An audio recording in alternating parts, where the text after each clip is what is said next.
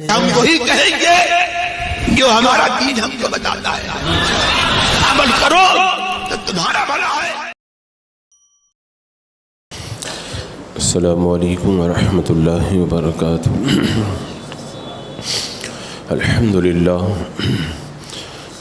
للہ رب العالمین، والصلاة والسلام علی من کان نبیا وآدم بین الماء والطین، وعلی آلہ واصحابہ وازواجہ واہل بیتہ اجمعین، اما بعد فاعوذ باللہ من الشیطان الرجیم، بسم اللہ الرحمن الرحیم۔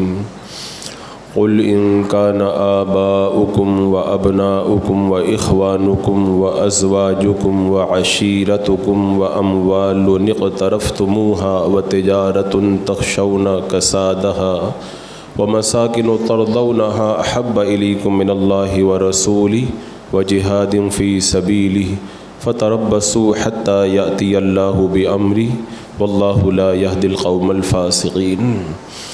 صدق اللہ مولانا العظیم وصدق رسولہ النبی الامین المتین الکریم، ونحن علی ذلک لمن الشاہدین والشاکرین والحمد للہ رب العالمین۔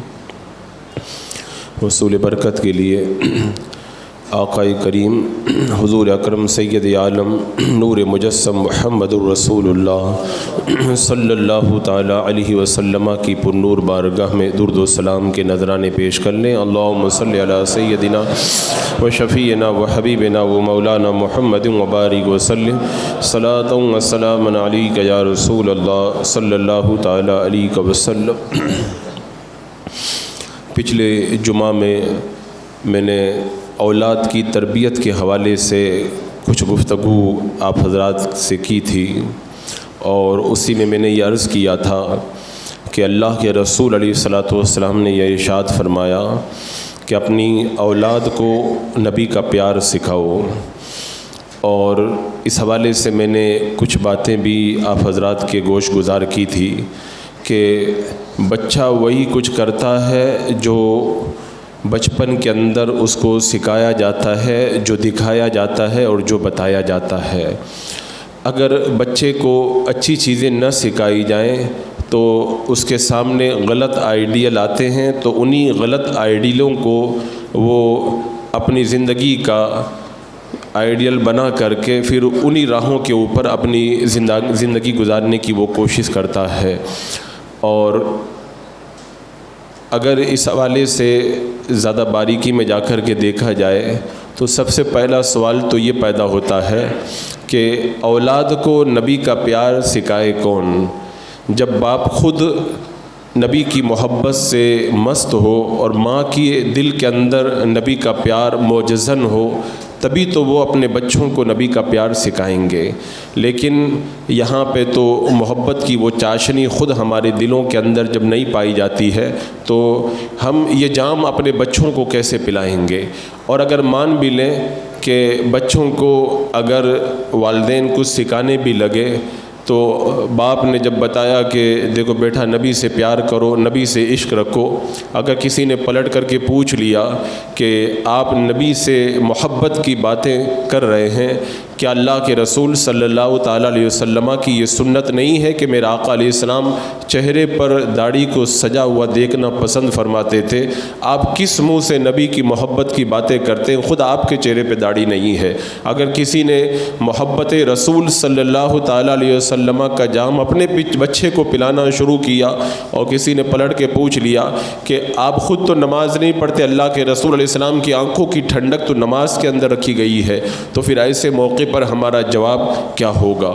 حضرات مکرم، جب ہمیں اللہ کے رسول علیہ الصلوۃ والسلام کی سیرت طیبہ معلوم نہیں اور جو معلوم ہے اس پر عمل کا جذبہ ہمارے دل کے اندر نہیں، اور پھر اپنے بچوں تک یہ محبت کو منتقل کرنا ہمارے بس کی بات نہیں، تو پھر اس کا نتیجہ ہماری نگاہوں کے سامنے ہے کہ پھر یہ بچے اپنے آئیڈیل خود بنائیں گے۔ اور میں صرف بچوں کی بات نہیں کرتا، بڑوں کو بھی آپ دیکھ لیں، وہ اپنے آئیڈیل خود تلاش کریں گے۔ کس کو آئیڈیل بنائیں گے؟ دنیا دنیا کے ان لوگوں کو جنہیں خود زندگی گزارنے کا ڈھنگ نہیں، جنہیں خود زندگی گزارنے کا سلیقہ نہیں، اور پھر نتیجہ ہماری نگاہوں کے سامنے ہے۔ میں یہ چاہوں گا کہ آج کے اس محفل کے اندر میرے آقا صلی اللہ تعالیٰ علیہ وسلم کی کچھ محبت کی باتیں کروں، تاکہ جو لوگ اپنے دل کے اندر عشق رسول کی اگر تھوڑی سی بھی چنگاری رکھتے ہیں تو وہ چنگاری کچھ تیز ہو جائے، اور خدا کرے کہ وہ بھڑکتا ہوا شعلہ بن جائے، جس سے ان کے ایمان کے اندر تابندگی پیدا ہو جائے۔ میں نے جیسا کہ ابھی عرض کیا کہ عشق رسول اکرم صلی اللہ تعالیٰ علیہ وسلم کو اپنی نسلوں تک منتقل کرنا یہ ہماری بہت بڑی ذمہ داری ہے، لیکن آپ حضرات کو یہ آقا کریم علیہ السلام کا فرمان معلوم ہوگا کہ سب سے زیادہ سخت امتحان ان لوگوں کا ہوتا ہے جو اللہ کی بارگاہ کے مقرب ہوا کرتے ہیں، اور پھر درجہ بدرجہ امتحان ہوتا ہے۔ جس کا ایمان جتنا مضبوط ہوتا ہے اس کا امتحان بھی اتنا ہی زیادہ سخت ہوا کرتا ہے۔ اور عشق رسول اکرم صلی اللہ تعالیٰ علیہ وسلم چونکہ بہت بڑی دولت ہے، تو جو بندہ عاشق رسول بنے گا اس کا امتحان اتنا ہی زیادہ سخت ہوگا، کیونکہ یہ قدرت کا ایک دستور ہے کہ قدرت امتحان لے کر کے کھرے اور کھوٹے کے درمیان فرق کیا کرتی ہے۔ آپ دیکھیں حضرت ایوب علیہ السلام کا امتحان کتنا سخت لیا گیا، سارے مال بھی چلے گئے، ساری اولاد بھی انتقال کر گئی، اور ایسی بیماری آپ کو لائق ہو گئی کہ کئی سالوں تک آپ بیماری کے اندر بستر پر دراز رہے، اور پھر اس عالم کے اندر اللہ کی بارگاہ میں کیا عرض کرتے تھے، اے میرے مولا سب تو چلا گیا، اب میرا دل سب کی محبت سے خالی ہو گیا، اب مجھے تیری محبت اور تیری یاد کے اندر بڑا لطف آتا ہے۔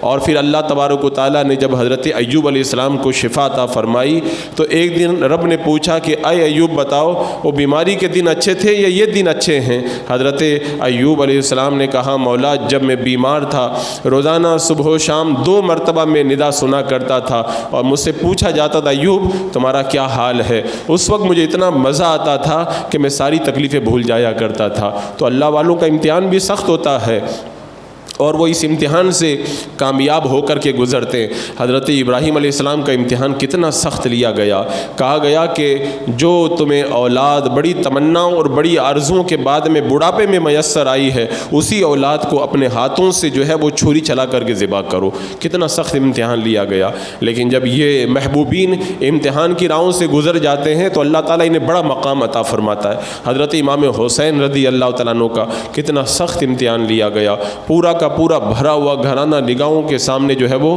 شہید کر دیا گیا۔ تو یہ قدرت کا ایک دستور ہے، جو جتنا بڑا ہوتا ہے اس کا امتحان بھی اتنا ہی بڑا ہوا کرتا ہے۔ اور چونکہ ایمان سے بڑی کوئی دولت نہیں، اور ایمان کی جان ہے عشق مصطفیٰ جان رحمت صلی اللہ تعالیٰ علیہ وسلم، تو عاشق رسول کا امتحان بھی بڑا سخت ہوا کرتا ہے اور بہت سخت ہوا کرتا ہے۔ اب اس امتحان میں 2 طرح کے لوگ ہوتے ہیں، کچھ لوگ کامیاب ہو جاتے ہیں اللہ تعالیٰ انہیں سربلندی عطا فرماتا ہے، اور کچھ لوگ ناکام ہو کر کے رہ جاتے ہیں، اور پھر زمانے کے اندر انہیں وہ عزتیں نہیں مل پایا کرتی ہے۔ آج میں اس کا ایک پہلو آپ کی نگاہوں کے سامنے رکھتا ہوں، اس امتحان میں کون لوگ کامیاب ہوئے اور کیسے انہوں نے قربانیاں دی۔ جیسا کہ آقا کریم صلی اللہ تعالیٰ علیہ وسلم نے ارشاد فرمایا لا یؤمن احدکم حتی اکون احب الیہ من والدہ وولدہ والناس اجمعین، تم میں سے کوئی اس وقت تک کامل مومن نہیں ہو سکتا جب تک کہ میں اس کی اولاد، اس کے باپ اور سارے لوگوں سے زیادہ اسے پیارا نہ ہو جاؤں۔ حضرت عمر فاروق رضی اللہ تعالیٰ عنہ کا ہاتھ پکڑ کر کے میرے آقا صلی اللہ تعالیٰ علیہ وسلم چل رہے تھے، تو آقا کریم صلی اللہ تعالیٰ علیہ وسلم کی بارگاہ میں حضرت عمر نے عرض کی یا رسول اللہ میرے جسم کے اندر جو جان ہے اس جان کو چھوڑ کر کے آپ مجھے ساری دنیا سے زیادہ پیارے لگتے ہیں۔ تو میرے آقا علیہ السلام نے ارشاد فرمایا اے عمر اس وقت تک کوئی مومن کامل نہیں ہے جب تک کہ مجھے جان سے بھی زیادہ پیارا نہ ہو جاؤں۔ تو حضرت عمر پر میرے آقا علیہ السلام کی نظر پڑی، میرے آقا علیہ السلام نے جب دل پہ نظر فرمائی تو دل کی دنیا بدلی اور عرض کی یا رسول اللہ اب میرے دل کے اندر میری جان سے بھی زیادہ آپ سے پیار ہے۔ تو میرے آقا علیہ السلام نے ارشاد فرمایا اے عمر اب تمہارا ایمان مکمل ہو گیا ہے۔ بتاؤ حضرت عمر جن کے بارے میں یہ فرمایا گیا کہ اگر میرے بعد میں کوئی نبی آتا تو وہ عمر نبی ہوتے، اتنی شانوں کے مالک، لیکن اس کے باوجود بھی جب انہوں نے یہ کہہ دیا کہ میری جان سے زیادہ آپ ساری دنیا سے پیارے ہیں، میرے آقا نے بتا دیا جب تک جان سے بھی زیادہ مجھ سے پیار نہیں کرو گے تمہارا ایمان کامل نہیں ہوگا۔ اور میں نے جو بھی آیت کریمہ پڑھی اس میں رب تبارک و تعالیٰ نے یہی ارشاد فرمایا، قل ان کان آباؤکم وابناؤکم واخوانکم وازواجکم وعشیرتکم واموال اقترفتموها وتجارۃ تخشون کسادها ومساکن ترضونها احب الیکم من اللہ ورسولہ۔ اللہ تبارک و تعالیٰ نے یہاں پہ 8 چیزوں کو بیان فرمایا تمہارے باپ، تمہارے بیٹے، تمہارے بھائی، وازواجکم اور تمہارے شوہر، اور پھر اس کے بعد تمہاری بیویاں، اور بعد میں فرمایا گیا کہ تمہارے مال، تمہاری تجارت، تمہارے مکانات اور تمہارا کنبہ پورا کا پورا خاندان۔ ان 8 چیزوں کی محبت سے، ان 8 چیزوں کی محبت اگر تمہارے دل کے اندر اللہ اس کے رسول کی محبت سے زیادہ ہے تو پھر اللہ کے عذاب کا تم انتظار کرو۔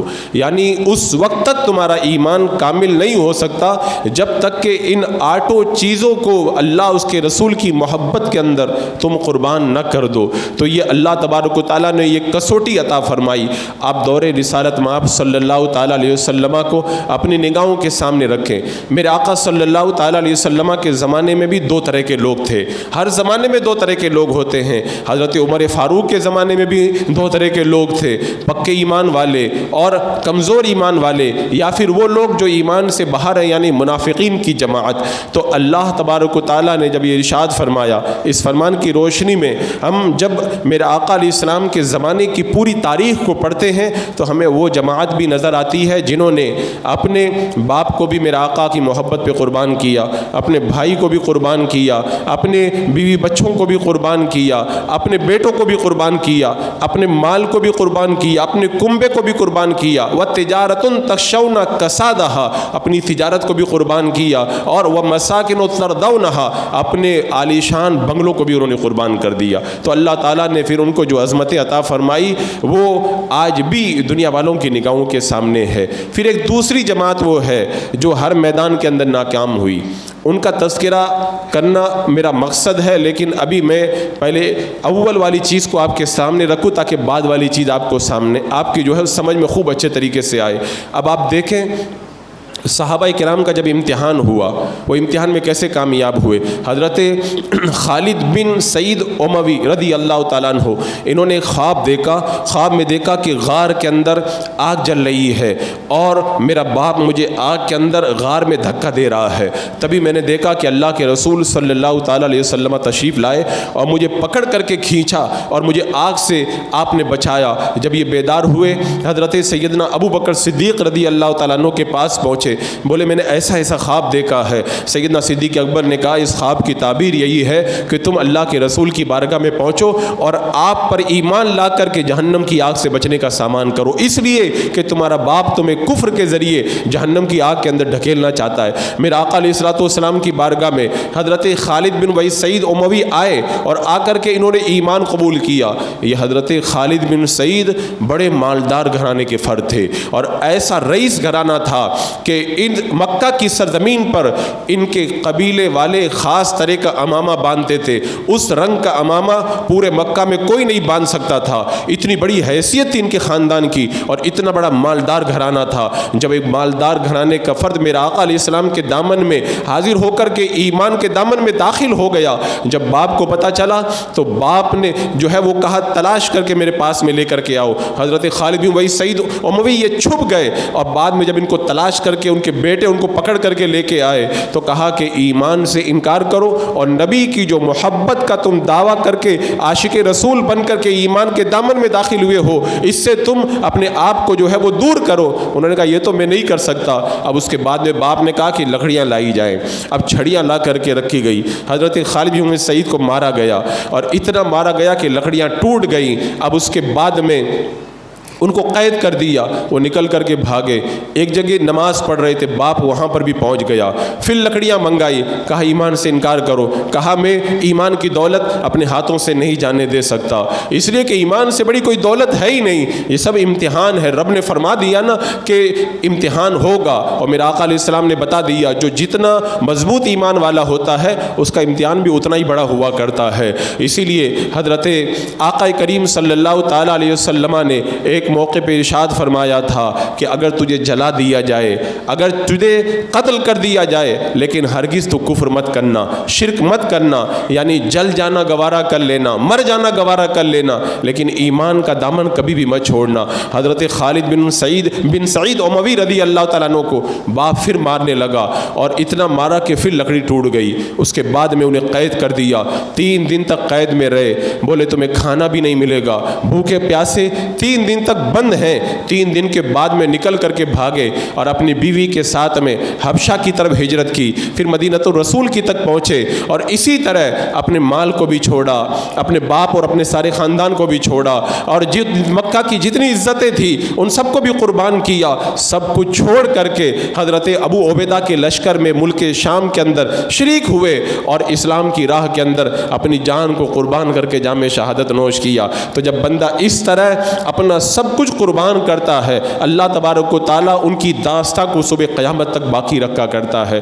قیامت کا میدان جب سجے گا نا تو یہ لوگ بھی آئیں گے، ہم بھی جائیں گے، اور پھر اس کے بعد میں دیکھنا کون حسرت سے اپنی انگلیاں چباتا ہے اور کون فخر سے اپنا چہرہ اٹھا کر کے جنت میں جاتا ہوا نظر آتا ہے۔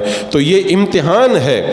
کہتے نا کہ یہ شہادت گہے الفت میں قدم رکھنا، لوگ آسان سمجھتے ہیں مسلمان ہونا، اور کہا تھا وہ شاعر نے کہ جب میں کہتا ہوں کہ میں مسلمان ہوں تو میرا بدن لرزتا ہے، اس لیے کہ لا الہ الا اللہ کہنا یہ بہت بڑی مشکلات سے گزرنا ہے۔ حضرت امام غزالی رحمۃ اللہ تعالیٰ علیہ نے فرمایا تھا کہ آخرت میں جس طرح پل صراط سے گزرنا مشکل ہے، آپ حضرات کو پتہ ہے نا کہ بال سے زیادہ باریک، تلوار سے زیادہ تیز ہے، اور جہنم کی آگ کے اوپر پل صراط کو بچھایا جائے گا، جو پل صراط کو پار کرے گا وہی جنت میں جا پائے گا، وہی جنت جانے کا راستہ وہی ہے۔ امام غزالی فرماتے ہیں جیسے آخرت کے اندر پل صراط سے گزرنا مشکل ہے، ایسے ہی دنیا کے اندر صراط مستقیم کے اوپر ڈٹ کر کے رہنا اتنا ہی زیادہ مشکل ہے۔ اور یہ مشکلیں ہی تو ہیں جو صحابہ کرام نے اٹھائی، یہ مشکلیں آج ہم لوگ اٹھانے کے لیے تیار نہیں ہے۔ ابھی بہت سارے شکوے، بہت سارے شکایتیں ہیں، لیکن اس کو بھی میں نے اٹھا کر کے رکھا ہے۔ پہلے ان پیاروں کی داستان آپ کے سامنے رکھوں تاکہ اپنے عشق کا آپ لوگ جائزہ لے سکیں۔ آپ دیکھیں حضرت جو ہے وہ عبداللہ 2 چادروں والوں کے نام سے جو مشہور ہیں، جب وہ ایمان لائے، میرے آقا صلی اللہ تعالیٰ علیہ وسلم کے قدموں میں حاضر ہوئے، جب ان کے چچا کو پتہ چلا کہ یہ بھی مالدار گھرانے کے فرد تھے، چچا کو پتہ چلا کہ حضرت عبداللہ میرا بھتیجا جو ہے وہ ایمان لے آیا، تو اب اس کے بعد میں اپنے بھتیجوں کو بلایا، کہا ایمان سے انکار کرو نہیں تو میں تمہیں سخت سزا دوں گا۔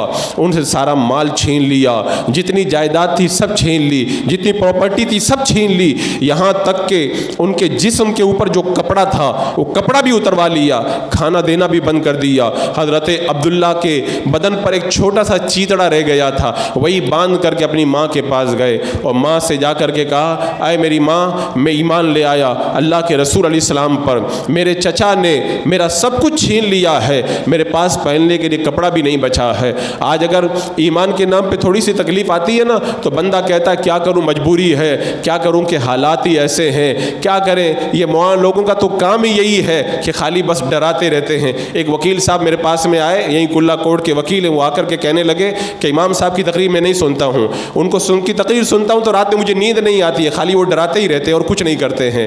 تو جب جن بندوں کو جو ہے وہ اللہ کا خوف دلایا جائے تو ان کو رات میں نیند آنا ہے، وہ تقریر سننا بند کر دیں تو پھر ان کے دل کے اندر ایمان کتنا ہے اس کا آپ لوگ اندازہ لگا سکتے ہیں۔ تو وہ اللہ کے بندے حضرت عبداللہ رضی اللہ تعالیٰ عنہ ایمان لائے، ایمان کے دامن میں داخل ہوئے، سب کچھ چھین لیا، یہ نہیں کہا کہ حالات خراب ہیں اب دوبارہ جو ہے وہ ایمان کو ترک کر دیا جائے۔ ماں سے کہا ماں میرے پاس کچھ نہیں ہے، مجھے کپڑے کا ایک جوڑا دے دو، ماں نے ایک چادر دی، حضرت عبداللہ نے چادر کے 2 ٹکڑے کیے، ایک کو اپنے بدن کے اوپر رکھا، ایک کو لنگی بنایا اور پھر چل پڑے مدینہ منورہ کی طرف۔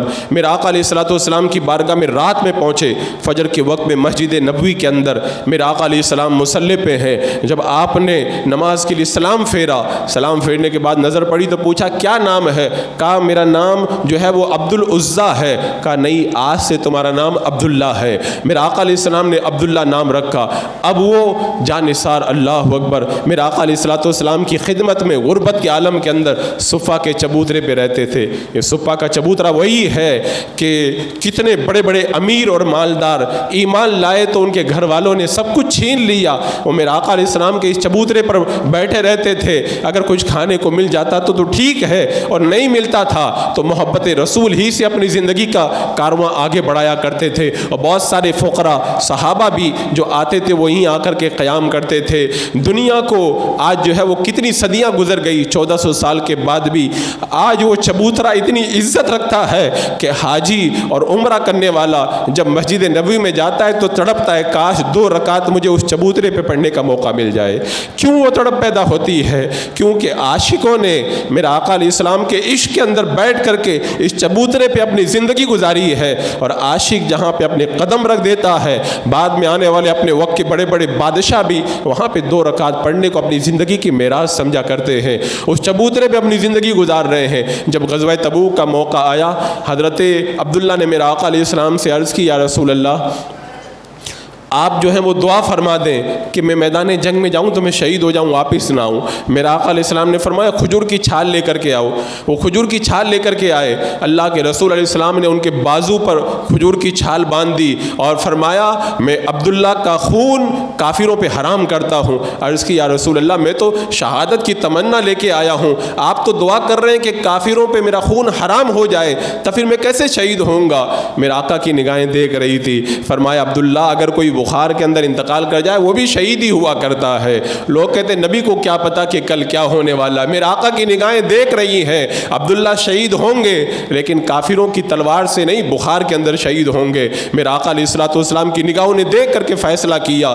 جب تبوک کے میدان میں پہنچے، گرمی کا موسم ہے، حضرت عبداللہ کو بخار آ گیا، اور پھر جب رات میں بخار تیز ہوا اور جان لبوں پہ آئی، میرے آقا علیہ الصلوۃ والسلام تشریف لائے۔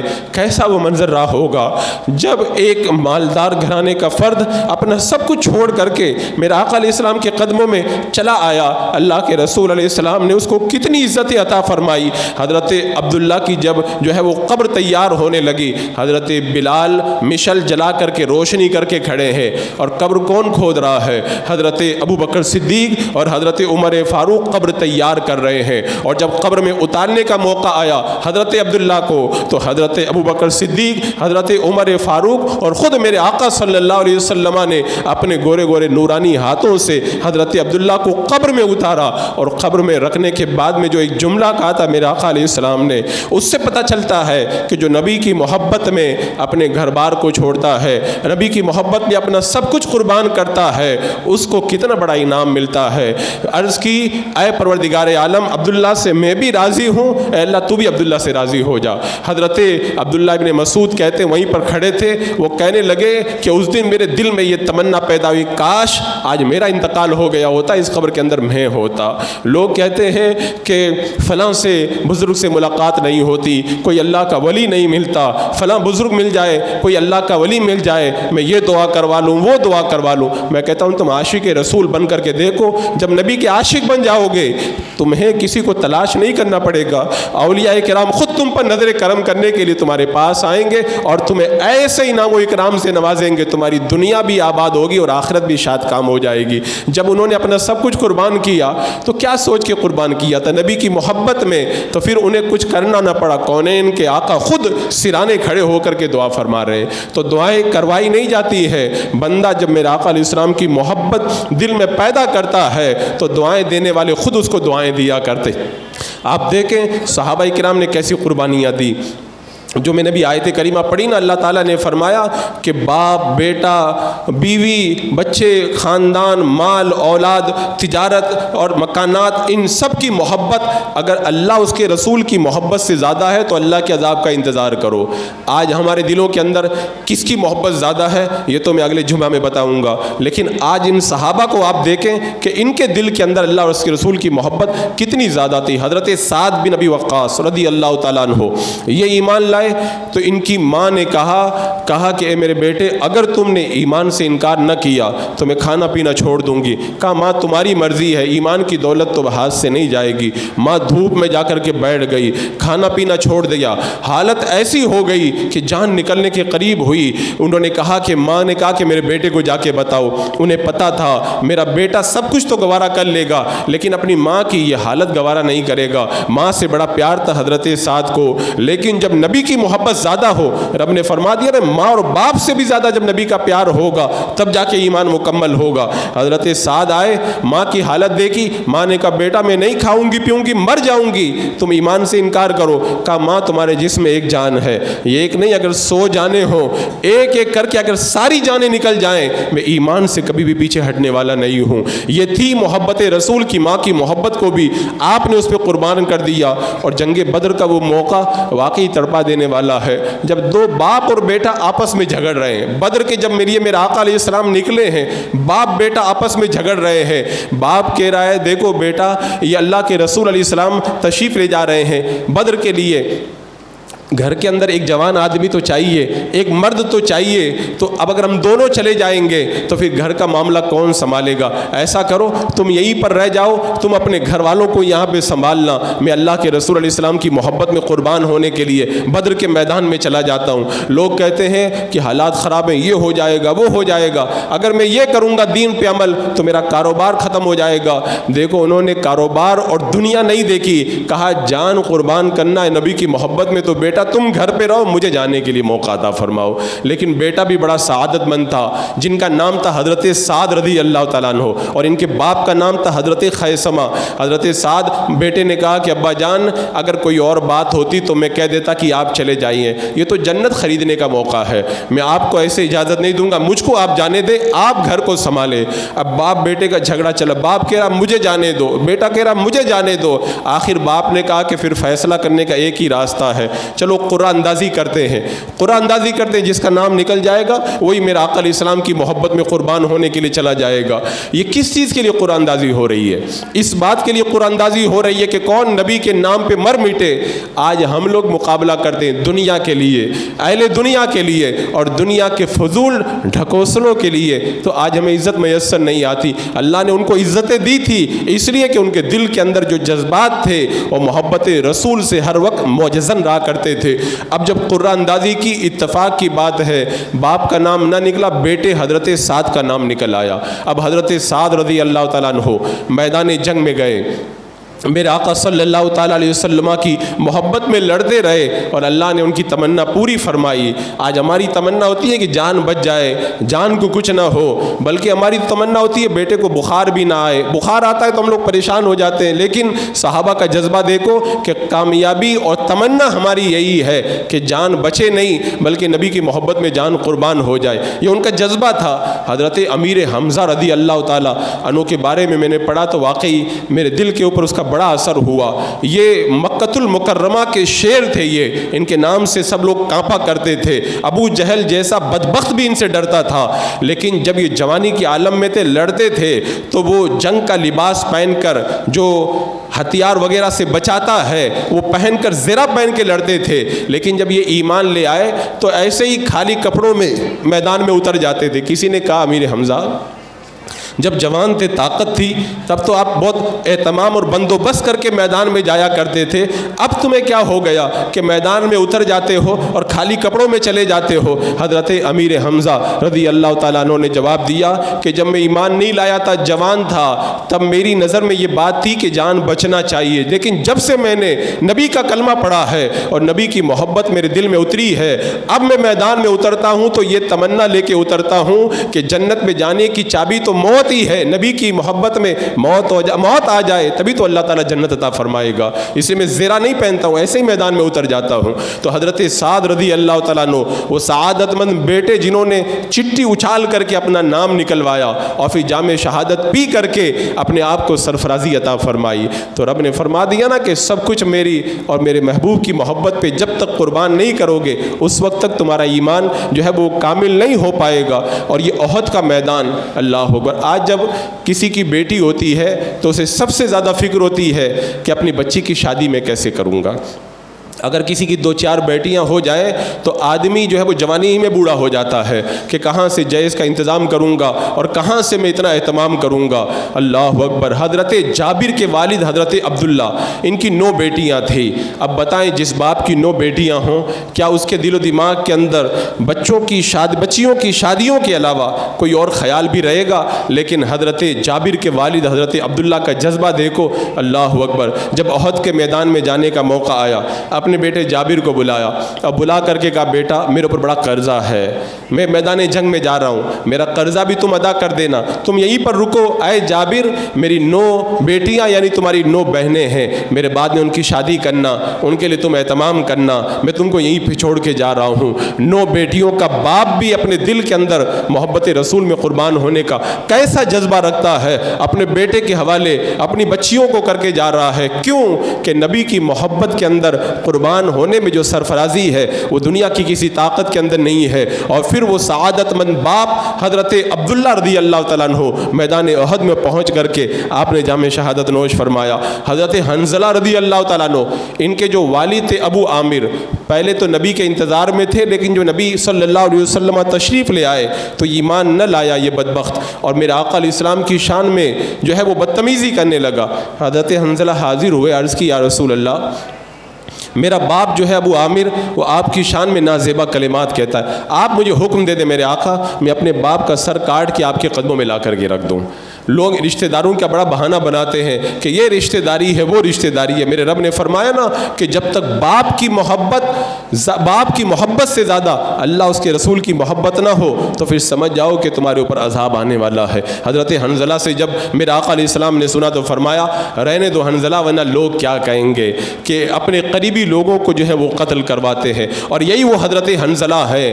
پہلی رات ہے, شادی ہوئی ہے, نئی نویلی دلہن ہے. آپ جانتے ہیں جب شادی ہوتی ہے نا, آدمی کتنے دنوں تک اہتمام کرتا ہے, سہرا پڑا جاتا ہے. سہرے میں باپ کی خوشی ہے, چچا کی خوشی ہے, دادا کی خوشی ہے, اور پھر وہ سہرا جب پڑتا ہے تو پھر نوٹوں کی بارشیں کی جاتی, کتنی خوشیوں کا اہتمام کیا جاتا ہے. جو آدمی کبھی خرچ کرنے کے لیے تیار نہ ہو, شادی کے موقع پہ وہ بھی دولت لٹاتا ہوا نظر آتا ہے. اتنی محبتوں سے جو شادی کی جاتی ہے, پہلی رات میں جب نئی نویلی دلہن آتی ہے تو میاں بیوی کے درمیان محبت کا کیسا سلسلہ ہوتا ہے. لیکن کہتے نا کہ عاشق رسول کے دل کے اندر سب سے زیادہ میرے آقا علیہ السلام کا پیار ہوا کرتا. پہلی رات ہے, اپنی بیوی کے ساتھ ہے, مدینے کی گلیوں میں رات کے وقت میں آواز آئی, اللہ کے رسول علیہ السلام نے جہاد کے لیے بلایا ہے. اپنی نئی نویلی دلہن کو الوداع کہا کہ ابھی غسل بھی نہیں کروں گا کیونکہ میرے آقا نے بلا دیا, بلانے میں اب مجھے حاضر ہونے میں تاخیر نہیں کرنا ہے. میرے آقا کی بارگاہ میں حاضر ہوئے اور پھر پہنچے میدان جنگ میں احد کے اندر, جام شہادت پیا. اور بعد میں جب ان کی لاش کو تلاش کیا گیا تو لاش نہ ملی. جب دیکھا تو آسمان میں فرشتے نورانی تخت پر انہیں مقدس پانی سے غسل دیتے ہوئے نظر آ رہے ہیں. بندہ جب عاشق رسول ہوتا ہے تو اللہ تعالیٰ اسے ایسی عظمتیں عطا فرماتا ہے. حضرت صہیب رضی اللہ تعالیٰ عنہ یہ روم کے رہنے والے ہیں. روم سے چل کر کے میرے آقا کی بارگاہ میں آ کر کے ایمان لائے. انہوں نے مکہ میں بڑا مال کمایا, لیکن جب ایمان کی دولت سے یہ مالا مال ہوئے اور میرے آقا علیہ السلام نے ہجرت کی, یہ مدینہ منورہ کی طرف روانہ ہونے لگے. جب مدینہ منورہ کی طرف چلے, کافروں کو پتہ چل گیا. کافر آئے, راستہ روک لیا اور کہا کہ ہم تمہیں نہیں جانے دیں گے. اب حضرت صہیب کو دیکھو, کہتے نا کہ مال کی وجہ سے آدمی پگھل جاتا ہے اور کہتا ہے کہ جان چلی جائے لیکن مال نہ جائے. حضرت صہیب نے کیا کیا, اپنی تلوار, اپنے تیروں کو نکالا. تلوار کو نکال کے کہا, پہلے میں تیروں سے لڑوں گا, پھر تلوار سے لڑوں گا, اور میں اس وقت تک لڑتا رہوں گا جب تک کہ میرے ہاتھ کے اندر یہ سب چیزیں باقی ہے. اگر تم چاہتے چاہتے ہو کہ تمہیں مال مل جائے تو ایک کام کرو، میرا راستہ چھوڑ دو، میں نے جتنا بھی مال کمایا ہے میں تمہیں پتہ بتاتا ہوں، میرا مال کہاں کہاں پہ رکھا ہے، تم مجھے میرے آقا کی بارگاہ میں جانے دو، سارا مال تم لے کر کے چلے جاؤ۔ انہوں نے دیکھا کہ مال مل رہا ہے تو چھوڑنے سے کیا فائدہ، کہا ٹھیک ہے مال کا پتہ بتاؤ۔ حضرت صہیب نے بتا دیا، میری وہ فلاں 2 باندیاں ہیں، وہاں اتنا مال رکھا ہے، یہ پیسہ وہاں پہ رکھا ہے۔ کافروں نے راستہ چھوڑ دیا، حضرت صہیب چل پڑے۔ جب مقام قبا میں پہنچے، میرا آقا علیہ الصلوۃ والسلام مقام قبا کے اندر موجود ہیں۔ آقا کریم صلی اللہ تعالیٰ علیہ وسلم نے حضرت صہیب کو دیکھا تو کہا، صہیب تم بڑے نفع کی تجارت کر کے آ رہے ہو، اپنا ایمان بچا کر کے اپنا مال قربان کر کے آ رہے ہو، تم نے بڑے نفع کی تجارت کی ہے۔ آج کل تو لوگوں کا یہ معاملہ ہوتا ہے، جب دکان میں بڑا کما لیتے ہیں تو کہتے ہیں میرا کاروبار بڑا اچھا ہو گیا۔ کہتے تم نماز نہیں پڑھتے؟ بولے اگر نماز کے لیے میں اگر چلا جاؤں گا تو دکان کون سنبھالے گا؟ ان کی نظر کے اندر پیسہ کما لینا یہ بڑا کاروبار نفع بخش ہے، لیکن اہل ایمان اور عشاق کی نظر کے اندر اپنا ایمان بچا لینا، اپنے خدا اور رسول کو راضی کر لینا، یہ بڑے نفع کا سودا ہے۔ میرے آقا نے دیکھ کے کہا، صہیب تم نے بڑے نفع کی تجارت کی ہے۔ تو یہ تھے عشاقان مصطفیٰ جنہوں نے مال سے زیادہ میرے آقا علیہ الصلوۃ والسلام سے پیار کیا۔ اور احد کا وہ نقشہ آج بھی بار بار آپ لوگوں نے سنا اور نگاہوں کے سامنے بار بار آتا ہوگا۔ جب ایک عاشق رسول صحابیہ کے والد احد کے اندر شہید ہو گئے، ان کے بھائی شہید ہو گئے، اور ان کے جو ہے وہ بیٹے شہید ہو گئے، اور ان کے جو 4 بڑے بڑے رشتے تھے سب چلے گئے۔ ان کو آ کے لوگوں نے بتایا کہ تمہارے باپ بھی شہید ہو گئے، تمہارے بیٹے بھی شہید ہو گئے، تمہارے شوہر بھی شہید ہو گئے، تمہارے بھائی بھی شہید ہو گئے۔ تو ان کی زبان پہ ایک ہی جملہ تھا، مجھے یہ بتاؤ کہ اللہ کے رسول علیہ الصلوۃ والسلام کس حال میں ہیں؟ انہوں نے کہا اللہ کے رسول علیہ السلام خیریت سے ہیں۔ کہا پہلے میں اپنے آقا کو دیکھ لوں، اس کے بعد میں بتاؤں گی۔ جب اللہ کے رسول علیہ السلام کے رخ زیبا پہ نظر پڑی تو اس کی زبان سے ایک جملہ نکلا تھا، یعنی باپ شہید ہو گیا، بیٹا شہید ہوا، بھائی شہید ہوا، سب شہید ہو گئے، لیکن میرے آقا کو دیکھ کر کے کہا یا رسول اللہ اگر آپ زندہ ہیں تو مجھے کسی مصیبت کی کوئی پرواہ بھی نہیں ہے۔ اللہ نے وہ محبتیں ان کے دلوں کے اندر دی تھی۔ آج بھی جب کوئی حج اور عمرہ کے لیے جاتا ہے اور مکہ مدینہ منورہ سے احد کی طرف جو پرانا راستہ جاتا ہے اس راستے سے ہو کے گزرتا ہے تو جس صحابیہ نے اپنے آقا صلی اللہ علیہ وسلم پر اپنے 4 رشتوں کو قربان کیا تھا، آج اس کی مکان کی جگہ کے اندر عاشقوں نے مسجد بنا کے رکھی ہے، اور اس مسجد کے مینار آج بھی اعلان کر رہے ہیں اگر عشق کا درس لینا ہو تو ان صحابیات سے عشق کا درس حاصل کرو جنہوں نے سب کچھ دیا لیکن نبی کی محبتوں کو مقدم رکھا۔ حضرات مکرم میرے رب نے بتا دیا اگر تم ایمان والے ہو تو تمہارا امتحان ہوگا، جو امتحان میں کامیاب ہو جائے گا وہی سرخروئی پائے گا۔ اور آپ دیکھیں امتحان میں کامیاب ہونے والوں کی داستان کیسی دل آویز ہے۔ حضرت ابو سلمہ رضی اللہ تعالیٰ عنہ، انہوں نے نبی کی محبت میں کیا کیا قربان کیا۔ جب ہجرت کے لیے چلے نا اپنے چھوٹے سے بچے اور اپنی بیوی کو لے کر کے، تو کیا ہوا تھا، گھر والوں نے آ کر کے جو ہے وہ بچہ لے لیا، اور پھر سسرال والوں نے آ کر کے ان کی بیوی حضرت ام سلمہ کو روک لیا، لیکن کیا کہا تھا کہ نبی کی محبت کے اندر بیٹا قربان کرنا بھی گوارا ہے، بیوی قربان کرنا بھی گوارا ہے۔ اکیلے ہی تنہے تنا جو ہے میرے آقا علیہ السلام کی بارگاہ میں پہنچ گئے، اور ادھر ماں کو دیکھو کیسے اپنے شوہر کو قربان کر رہی ہے۔ گھر والوں نے کہا کہ تم نبی کی محبت سے بیزاری کا اظہار کرو، کہا یہ تو مجھے گوارا نہیں ہے، میں اللہ نے چاہ تو ایک نہ ایک دن اپنے شوہر کے پاس پہنچ جاؤں گی۔ اپنا سب کچھ قربان کیا، اللہ نے ان کی سن لی، اور آخر وہ دن بھی آیا، اپنے چھوٹے سے بچے کو لے کے وہ عورت ذات اکیلی میرے آقا علیہ الصلوۃ والسلام کے اس دیوانے حضرت ابو سلمہ کے پاس پہنچی ہے۔ حضرات مکرم یہ وہ قربانیوں کا دور ہے جو صحابہ کرام کی زندگیوں میں ہمیں نظر آتا ہے۔ اگر ہم چاہتے ہیں اپنے بچوں کو نبی کا پیار سکھائیں تو پھر اپنے بچوں کو یہ سب بتاؤ اور خود بھی یہ سب سیکھو، تب پھر پتہ چلے گا کہ ہمیں چہرے پہ داڑھی رکھنا بھی ہمیں تو مشکل نظر آتا ہے، جان ہم لوگ کیا دیں گے، ہمیں تو جو ہے وہ 5 وقت کی نماز پڑھنا مشکل نظر آتا ہے، ہم کیا اپنی اولاد کو نبی کے نام پہ قربان کریں گے؟ ہمیں تو فجر کے وقت میں اپنے بستر سے نکل کر کے یا مسجد تک آنا اتنا بھاری لگتا ہے، ہم کیا نبی کی محبت میں اپنا کاروبار لٹا دیں گے؟ اور ہمیں تو ہمارا یہ عالم ہے کہ جب نبی کی محبت ایک طرف ہوتی ہے اور دوسری طرف گستاخوں کا معاملہ ہوتا ہے تو ہم لوگ گستاخوں کو تو ترجیح دیتے ہیں لیکن نبی کی محبت کو ہم لوگ مقدم نہیں رکھتے۔ یہ بڑا جو ہے وہ تلخ عنوان ہے، ابھی مجھے اس کو باقی رکھنا ہے، اس پر مجھے بعد میں گفتگو کرنی ہے۔ اور اس کا منظر کتنی مرتبہ میں خود دیکھتا ہوں کہ شادیاں ہوتی ہیں نا جب، تو 1000 کارڈ 500 کارڈ چھپوائے جاتے ہیں اور اس کے بعد میں 200 کارڈ نبی کے گستاخوں کو لے جا کر کے دیے جاتے ہیں، اور پھر ایک کارڈ لے کر کے وہ امام صاحب کے پاس میں آتے ہیں، آپ کی بھی دعوت ہے، آپ کو بھی تشریف لانا ہے۔ کہا کہ گستاخ کو نہیں بلایا ہے، کہا ہاں وہ لوگ بھی کچھ رہیں گے، تو کہا کہ پھر میں تو نہیں آ سکتا، کہا جا ٹھیک ہے پھر وہ لوگ رہیں گے، آپ نہ آئے تو اچھا ہے، یعنی آپ نہ آئے تو اچھا ہے کیونکہ آپ نبی کی محبت کا درس دیتے ہیں، وہ گستاخ آئیں گے تو اچھا رہے گا، ہماری شادی کے اندر برکتیں ہوں گی، اور ہمارے نبی کو ہم اسی طرح راضی کرنے کا جذبہ اپنے دل میں رکھتے ہیں کہ عاشق رسول نہ آئے تو چلے گا لیکن گستاخ ہماری شادی کے اندر آنے سے نہیں چوکنا چاہیے۔ ایک صاحب کی شادی ہوئی اسی علاقے کے اندر، تو وہ پورے سب وہی بھرے ہوئے تھے، کسی پوچھنے والے نے پوچھ لیا کہ سب وہی نظر آ رہے ہیں 24 نمبر والے، اپنے والے کدھر ہیں؟ بولے آپ ہیں نا سنی ہمارے سامنے موجود ہیں، یعنی ایک آپ آ گئے تو سمجھ لو کہ بس ہمارا بیڑا پار ہو گیا ہے۔ حضرات مکرم، جب یہ جذبات ہو نا تو پھر قوم کو شکایت نہیں کرنا چاہیے کہ اللہ کا عذاب ہمارے اوپر کیوں ٹوٹ پڑا ہے، یہ سب نشانیاں رب نے فرما دیا۔ اگر تمہارے دل کے اندر اللہ اس کے رسول سے زیادہ ان 8 چیزوں کی محبت، فتربصوا حتی یأتی اللہ بامری، تو انتظار کرو اللہ تمہارے اوپر اپنا عذاب لائے گا۔ رب نے پہلے ہی بتا دیا تھا عذاب تو جب بندہ ایسی روش اختیار کرے گا تو عذاب تو آنا ہی ہے، عذاب ٹالنے کا کوئی اور راستہ نہیں، عذاب ٹالنے کا راستہ یہی ہے کہ تم نبی کی محبت کا چراغ اپنے دل کے اندر جلاؤ، تاکہ اللہ تبارک و تعالیٰ نے جیسے اپنے نبی کے ان عاشقوں کی مدد کی تھی، اللہ ایسے تمہاری بھی مدد فرمائے۔ اللہ رب قدیر ہماری نسلوں کے دلوں میں، ہمارے جوانوں بوڑھوں کے دلوں کے اندر نبی کا پیار عطا فرمائے۔